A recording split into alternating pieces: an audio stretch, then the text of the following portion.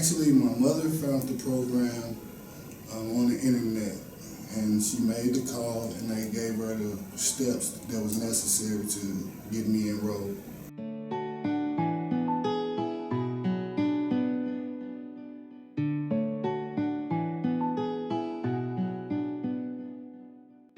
I had a 10-year run-in with heroin, and I also like to use Xanax and marijuana.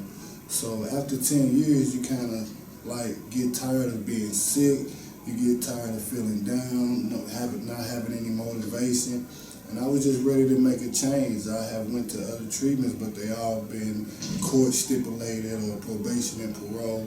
So this time I just took it upon myself to kind of help myself and better myself.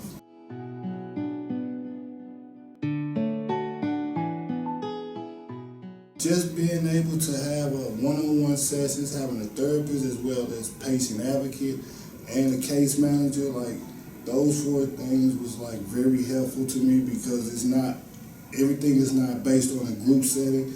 A lot of it has to do with one-on-one individuals.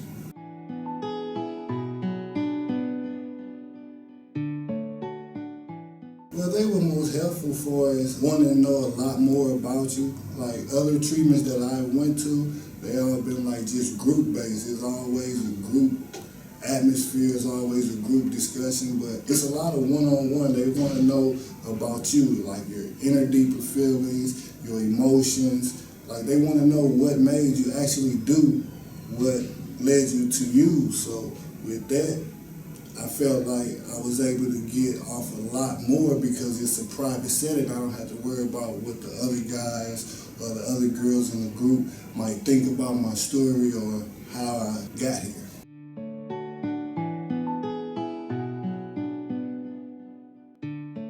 My first impression, honestly, I didn't want to be here. I thought it was going to be like a bunch of rules and regulations that were just going to tick me off, or I kind of thought of it as jail a little bit, like I'm going to have to listen and follow rules and wake up at a certain time, and you know what I mean? So initially I didn't want to be here, but I had to buckle down.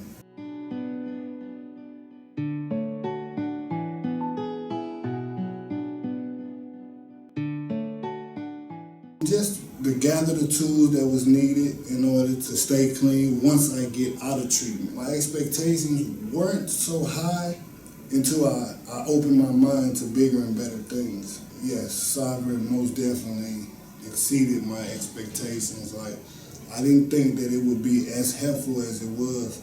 I kind of underestimated a lot about the program, but once I opened up and gave it a try, it was smooth sailing, all downhill from there.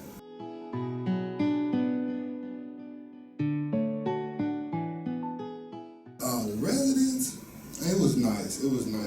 I was in my own apartment setting, you know what I mean? So that gives me a little privacy. It's not like I'm enclosed in some type of hospital or mental institution. Like, I was able to step out on my porch to get some fresh air, see some common people walking up and down the street. So the house was nice. They kept it well stocked with food, so I was able to eat when I wanted to eat, what I wanted to eat, and you know, the outings, you know, they help when you go to movies, you go to the beach, the park, you know, just to get a fresh air, take away from the treatment for a while.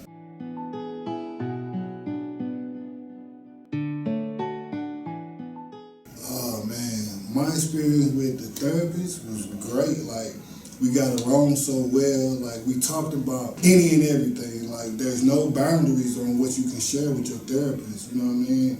And the house managers, you know, you got a few that you're not gonna like everybody, but for the most part, I got along with everybody. You know, and that's a task for me, just working with others. So I was able to overcome that. And then once I came to the center, working with the hierarchy, such as, you know, Dave or Charles or whoever that was helping me out in my situation, made sure that they handled the situation head on and they got an answer to your problem. No matter what your problem was, whether it was court, whether it was not liking the food, like whatever my problem was, they made sure it was handled, taken care of, and something was done about it. So my thing with the staff, man, I just talked to them and interacting with them how I would want to be. You gotta give respect to get respect.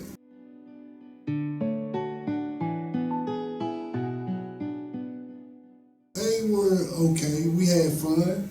You know what I mean? Everything wasn't so strict or everything wasn't by the book. Like we talked about, like I said, any and everything. It didn't matter. And then they say what goes on in your group supposed to stay in your group. So if you follow that aspect of the program, then you don't have to worry about, oh, should I share this, should I share that? And what you can't share in the group, you share with your therapist, and you don't have to worry about other people judging you or laughing at you. And most of the time, things that you think that's embarrassing, that you're ashamed of, that makes you angry, makes you sad, is somebody sitting next to you in that group that's feeling the exact same way.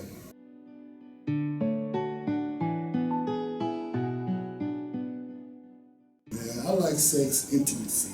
Yeah, because in other treatments they don't discuss that. They don't discuss how drugs affect the relationships, your sex life, or any of that. So being able to get that out and take in positive advice or feedback from your peers, like it was helpful. Like I learned a lot from that group. And that wasn't the only group that I liked it. Like you would think like I'm not gonna like none of this, but it was more to offer than just that. The community meetings were helpful. Like that's when you get to give your viewpoint on, you know, things that you might like or dislike within the program, and they do try to make a change.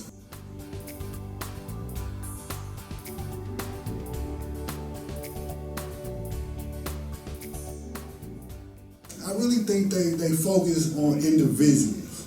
They don't just focus on everybody as a whole. Like they pull you to the side. Like I had days where I walked through the door and I wasn't as talkative as I usually be, or my face was frowned up, and people would pull you to the side and ask you like, you okay? What's wrong? You want to talk? And if they see that you're not yourself, you have those that will come and be like, hey, step in my office for a minute. And when you get in their office, they just want to hear what's on your mind, what's on your heart, making sure there's no problems at home, making sure the kids are okay. So I really utilized that, you know what I mean? Not keeping everything bottled up. Because when I came through the door, a lot of people didn't think that I would make it, and I did.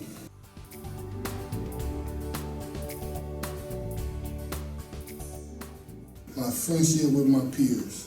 Like I developed a lot of good guys that was in my group, and we talked about things in and outside of the group. On our outings, we laughed, we joked, we had fun. So I'm going to take those relationships and extend them outside of treatment, because I met some pretty decent guys.